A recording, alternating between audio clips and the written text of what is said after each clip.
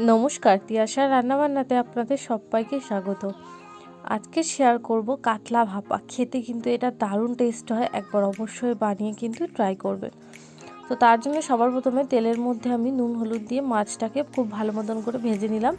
তারপরে একটা পাত্রের মধ্যে নিয়ে নিলাম সর্ষে বাটা, স্বাদ মতো নুন, আর 4-5টা দিয়ে দিয়েছি চেরা কাঁচা লঙ্কা, 1 চামচ টক দই, 1/2 চামচ হলুদ গুঁড়ো, লঙ্কার গুঁড়ো, সব কিছু দিয়ে কিন্তু খুব ভালো মতন করে এটাকে মেখে নিতে হবে। এটা কিন্তু খেতে দারুণ টেস্টি হয়, একবার কিন্তু রেসিপিটা অবশ্যই ট্রাই করবেন কাতলা ভাপার। যদি আপনাদের ভালো লাগে তাহলে কিন্তু লাইক কমেন্ট সাবস্ক্রাইব করবেন। তারপর কিন্তু আমি এর ওপর দিয়ে বেশ খানিকটা পরিমাণে সর্ষের তেল দিয়ে দিয়েছি। ব্যাস, এটা কিন্তু একদম রেডি। এটাকে আমি আধ ঘন্টা মতো ম্যারিনেট করে রেখে দেবো। তারপর একটা টিফিন বক্সে ঢেলে টিফিন বক্সের ঢাকনাটা আটকে এটাকে আমি ভাপে বসিয়ে নেবো প্রায় 10 মিনিট হয়ে গেছে, ঢাকনাটা সরিয়ে নিয়েছে। এটা কিন্তু একদম রেডি হয়ে গেছে, আর কত সহজেই বানানো হয়ে গেল দেখুন, একবার কিন্তু অবশ্যই ট্রাই করবেন।